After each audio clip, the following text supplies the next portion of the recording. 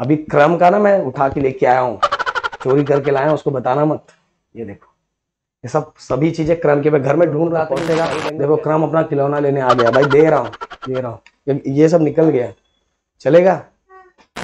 So guys, video के बीच में या एंडिंग में आप सभी से एक क्वेश्चन पूछूंगा, मैं देखना चाहता हूं क्वेश्चन का आंसर कौन देता है, और प्लीज कमेंट जरूर करना। मुझे अच्छा लगेगा कि आप लोग इतना फोकस लगा के क्वेश्चन का आंसर दे रहे हो, जिससे मुझे बहुत मजा आएगा। इस आपके साथ मुझे मजा आएगा। देखो गाइस, कल के वीडियो में आप लोगों ने बहुत प्यार दिखाया, ऐसा ही प्यार बरसाते रहो, आपको लेक्चर आने की थोड़ी भी कमी नहीं होगी। भले हम कितना बिजी रहेंगे पर आपको लेक्चर जरूर आएगा, और इसी के साथ बाकी लेक्चर भी हम स्टार्ट कर देंगे। बस आपका रिस्पॉन्स हम चेक कर रहे हैं कैसा है। सो भाई, आज के वीडियो हम देखने वाले हैं सप्लीमेंट्री यूनिट्स, और सप्लीमेंट्री यूनिट्स के अंदर हम दो टॉपिक कवर करने वाले हैं, प्लेन एंगल और सॉलिड एंगल। और ये दोनों टॉपिक बच्चों को बहुत ज्यादा डेंजर लगता है, बहुत ज्यादा टेंशन होता है। बट भाई इसके साथ, हाँ, इसके साथ एक और इंपॉर्टेंट टॉपिक, सप्लीमेंट्री यूनिट्स के साथ एक और इंपॉर्टेंट टॉपिक, रूल्स। आज ऐसे ऐसे रूल्स बताने वाला हूं ना, आप सोचोगे सर आज तक तो मैंने ये यूनिट्स के रूल्स सुने ही नहीं थे, और मैं तो कुछ भी गड़बड़ करता था, कैसे भी यूनिट्स लिखता था। तो सभी चीजें भी बताने वाला, और बहुत इंटरेस्टिंग लेक्चर आज का है। सो उसके पहले गाइस एक चीज बताऊंगा कि ये इंस्टाग्राम पे जाके फॉलो कर लो, प्रदीप गिरी 334। क्यों गाइस? वहां जो आप मैसेजेस करते हो, जो चीजें मुझे बताते हो, जो चीजें आप पूछते हो, तो उससे रिलेटेड चीजों को मैं एनालाइज करके वीडियो आप तक पहुंचाता हूं। तो भाई यहां जाके आप मुझे इनडायरेक्टली सपोर्ट ही करते हो। हाँ, इतने लोगों को मैं मैसेज का रिप्लाई नहीं दे सकता, क्योंकि बाकी इंजीनियरिंग, डिप्लोमा, ये वो सेक्शन सभी स्टूडेंट मैसेज करते हैं, तो मैं सभी का देख के और फटाफट फटाफट उससे रिलेटेड वीडियो बना के दे देता हूं। तो भाई यहां जाके फटाफट फटाफट फॉलो कर लो। अब बात करते हैं सप्लीमेंट्री यूनिट्स की। तो सप्लीमेंट्री यूनिट्स कितने टाइप्स के? दो टाइप्स के, पहला प्लेन एंगल एंड दूसरा हमारा solid angle. Okay, plane angle and दूसरा हमारा सॉलिड एंगल। अब देखते हैं, यहां देखो, इसको मैं, अब ये तो आपको याद ही हो गया, डिस्क्रिप्शन में लिंक है भाई, फॉलो कर देना जाके। ये हमारा सर्कल है, और क्या बात है यार, सर्कल अब पक्का फॉलो कर देना, एकदम सर्कल भारी बना दिया मैंने। तो ये ड्रॉ, ये मैं सेंटर है, ये मैंने इसका रेडियस बना दिया, ये हमारा हो गया एंगल। अब देखो भाई, ये होता है हमारा आर्क लेंथ। क्या होता है हमारा? ये आर्क लेंथ, और arc length denoted by DS. And ये जो हमारा एंगल है, जो एंगल हमें फाइंड करना है, उस एंगल को, ये जो सर्कल का जो एंगल फाइंड करना है, ये डिनोटेड बाय डी थीटा, और इसके रेडियस को हमने क्या लिख दिया? आर। ओके, अब मुझे फाइंड करना है प्लेन एंगल। इतना सिंपल है, इतना सिंपल है, इसका डेफिनेशन इतना सिंपल है, क्या बताऊं? तो plane angle D theta, okay, arc length upon radius of a circle. अब डिफाइन करो, अब डिफाइन करो। देखो, plane angle is defined as, it is a ratio of arc length to radius of a circle. Radius of a circle हो गया clear? क्या है इसके अंदर? कुछ नहीं है, और इसका यूनिट जो होता है, उसका यूनिट होता है रेडियन, और रेडियन को हम डिनोट कैसे सिंबल से करते हैं? ऐसे। ओके, और लास्ट में इसका डेफिनेशन। बस इतना ही था, इतना ही एग्जाम में आपको पता रहना चाहिए क्या क्या है। और ये होता है हमारा आर्क लेंथ होता है, और ये होता है हमारा जो एंगल है, जो सर्कल का एंगल हमें फाइंड करना, ये होता है इसका रेडियस। तो ये भी आप ड्रॉ कर सकते हो। तो सप्लीमेंट्री यूनिट्स का पहला बता दिया, देखो एक झटके में खत्म हो गया। अब दूसरा चलते हैं, जो हमारा सॉलिड एंगल। सॉलिड एंगल के लिए चलो पहले मैं बता देता हूं। मान लो ये सॉलिड एंगल रिलेट करता है स्पीयर के साथ। ओके, स्पीयर से। तो स्पीयर का एक पार्ट ऐसे जो हम निकालते हैं ना, मान लो ये ऐसा, ऐसे, ओके, ऐसा एक स्लाइस हम निकालते हैं ना, ऐसे सेंटर में से एक स्लाइस हम ऐसे निकालते हैं, ऐसा एक सेंटर में से एक स्लाइस निकालते हैं। तो ये होता है हमारा सरफेस एरिया, ये होता है हमारा सरफेस एरिया, और ये होता है हमारा रेडियस, क्योंकि हम सेंटर से निकाल रहे हैं ना। तो ये होता है हमारा रेडियस। ये दोनों को ही हम डिवाइड करेंगे ना, तो जो वैल्यू मिलेगी वही वैल्यू होगी सॉलिड एंगल की। ओके, और ये जो पार्ट होता है ना, ये वाला पार्ट जो हम स्लाइस निकालते हैं इसमें से, तो ये जो पार्ट होता है ना, यही होता है हमारा सॉलिड एंगल। तो ये सॉलिड एंगल किससे रिलेट करता है? स्पीयर से। अभी भी नहीं समझा? देखो, अभी क्रम का ना मैं उठा के लेके आया हूं, चोरी करके लाया हूं, उसको बताना मत। ये देखो, ये सब सभी चीजें क्रम के, मैं घर में ढूंढ रहा था कि मैं सॉलिड एंगल कैसे बताऊं। ये दो चीजें मैं उठा के लाया हूं, इससे जुगाड़ करूंगा।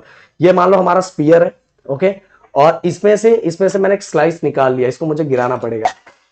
ये देखो, अब ऐसे देखो, इसका मैंने कट करके एक स्लाइस निकाला, और वो ये देखो, इतना कट करके मैंने स्लाइस निकाला, और वो पार्ट ऐसा निकला। तो ये हो गया हमारा सरफेस एरिया, और ये एक्चुअल ऐसे ज्वाइंट होना चाहिए, पर अभी अपने पास है नहीं। और ये हो गया रेडियस। सरफेस एरिया और रेडियस को दोनों को डिवाइड करूंगा तो मुझे यहाँ का जो एंगल है वो एंगल मिल जाएगा, और यही एंगल है हमारा सॉलिड एंगल। मेरे ख्याल से समझ में आ गया ना, समझ में आ गया होगा।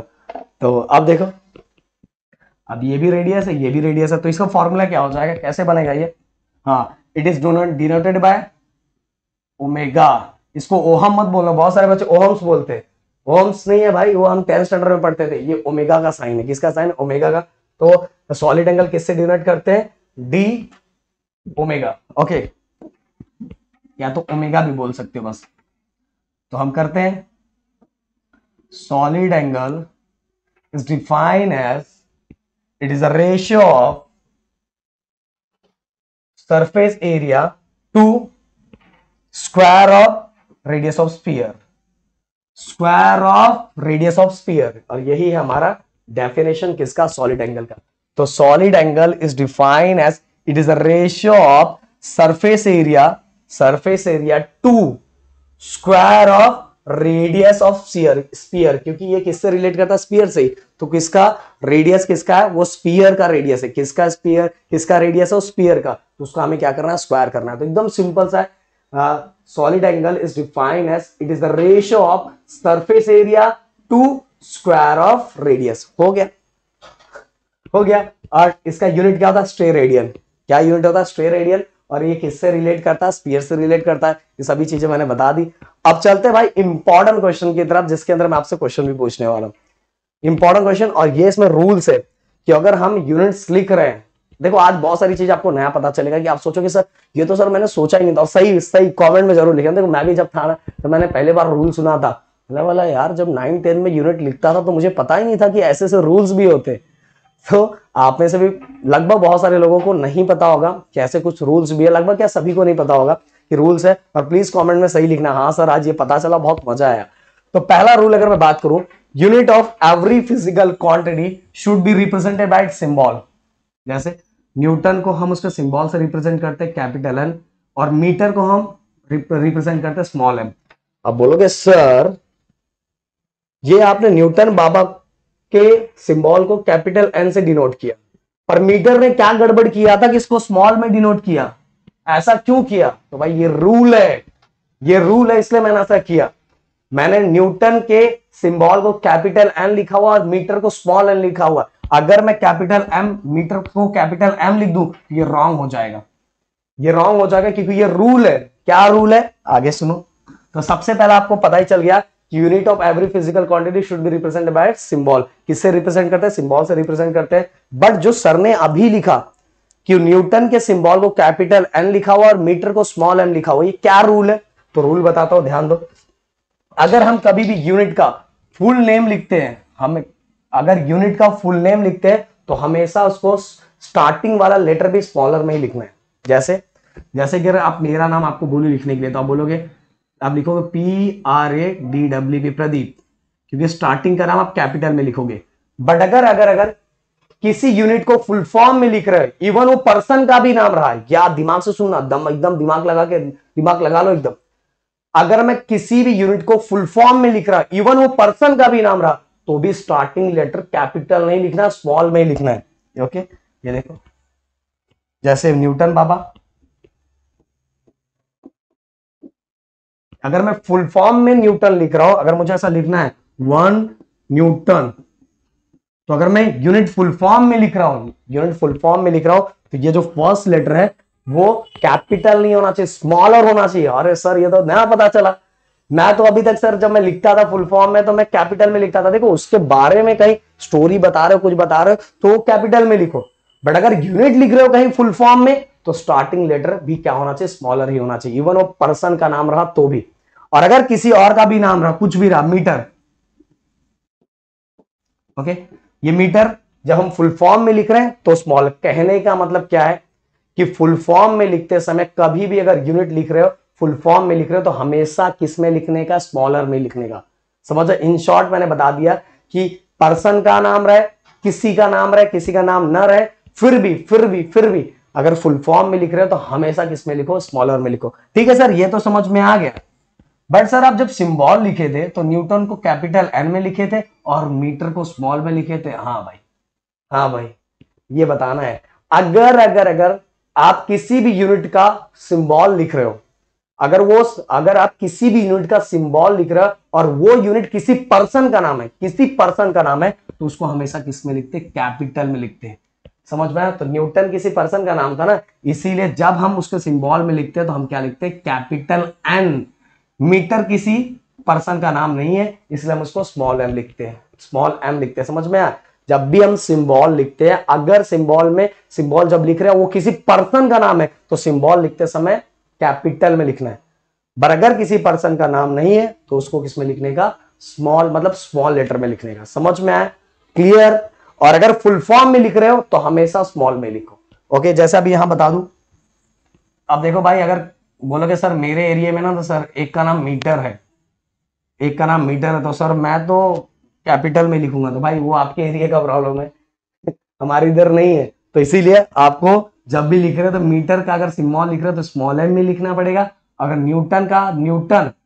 न्यूटन का सिंबल यूज कर रहे हो तो आपको 1 न्यूटन, मतलब ये न्यूटन कैपिटल में लिखना पड़ेगा। अब देख लेते एक और, जैसे केजी। केजी ये किसी पर्सन का नाम नहीं। आप फिर से मत बोलना नहीं सर मेरे इधर मैं एक को केजी चिढ़ाता हूं, तो ऐसा मत बोलना। तो केजी किसी पर्सन का नाम नहीं है, इसीलिए जब हम इसका सिंबल भी लिख रहे हैं तो भी स्मॉलर में ही लिख रहे हैं। क्लियर? तो समझ में? ओवरऑल मुझे ये बताना है कि हर जगह सब चीजें फुल फॉर्म में लिखो, सिंबल में लिखो, हर जगह स्मॉलर में ही लिखा जाता। बट अगर सिंबल में लिख रहे हो और वो किसी पर्सन का नाम है, जैसे जूल एक पर्सन का नाम था, तो अगर मैं सिंबल में लिख रहा हूं तो कैपिटल जे लिखता हूं। बट अगर मैं बोल रहा हूं, अगर मैं फुल फॉर्म बोल रहा हूं, अगर मैं सिंबल में लिख रहा हूं तो मैं क्या लिखूंगा? Capital J. बट अगर यही मैं फुल फॉर्म में लिखूं तो क्या लिखूंगा? कमेंट करना।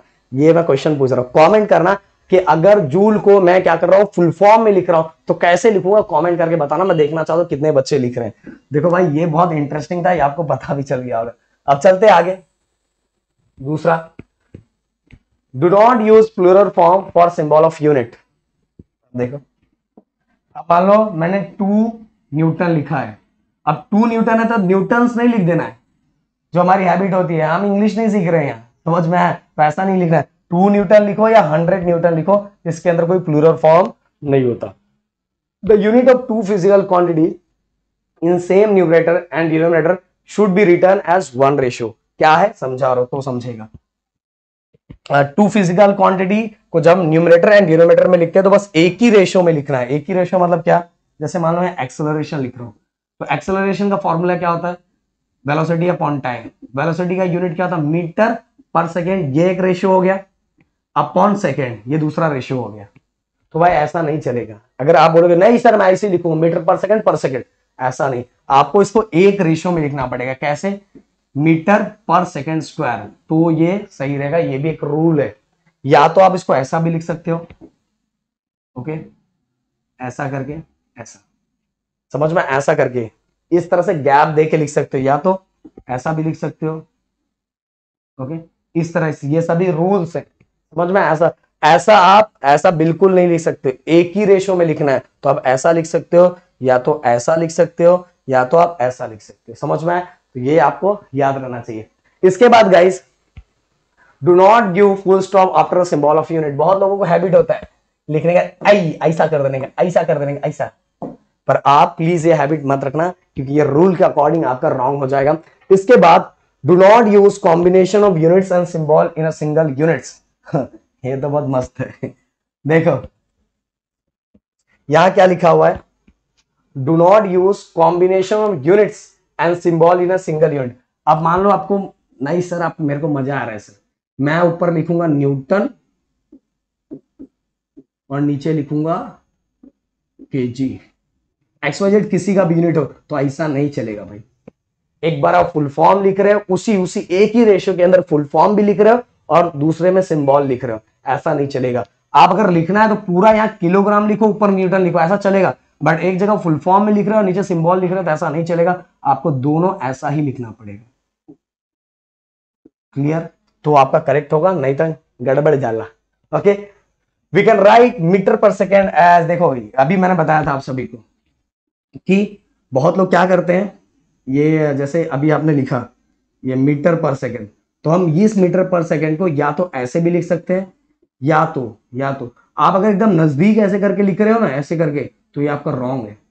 समझ में? आपको ऐसे गैप दे के लिखना है, इसका मीनिंग चेंज हो जाता है। ये जब ऐसा लिख रहे हो ना एकदम नजदीक, तो इसका मीनिंग चेंज हो जाता है। ये बात दिमाग में रखना है। इसीलिए इसको अगर आपको लिखना है तो ऐसे लिखना पड़ेगा, या तो आप खुद एक गैप देके ऐसा लिखो। आप डायरेक्ट एकदम क्लोज करके नहीं लिख सकते, इसका मीनिंग चेंज हो जाता है। आगे आगे बढ़ोगे तो आपको समझ में आ जाएगा। तो भाई इतने सारे रूल्स है। इवन मैंने आप सभी से क्वेश्चन भी पूछा है, जूल का क्वेश्चन पूछा है, और मुझे लगता है आप कमेंट में जरूर उसका आंसर दोगे और जरूर मुझे बताओगे। और भाई जितना हो सके लोगों तक शेयर करो, मुझे अच्छा लगेगा, वीडियो लोगों तक पहुंचेगा। देखो क्रम अपना खिलौना लेने आ गया भाई, दे रहा हूँ। ये सब निकल गया, चलेगा? हाँ, ये क्या था? टॉयज था। ठीक है भाई, मेरे को भी बाद में भी बंद करने के बाद सोचो आपके लिए क्या क्या कर रहा हूँ। सो भाई वीडियो जितना हो सके लोगों तक शेयर करो, पहुंचाओ। Thank you so much guys, मिलते हैं नेक्स्ट वीडियो में। जय हिंद दोस्तों।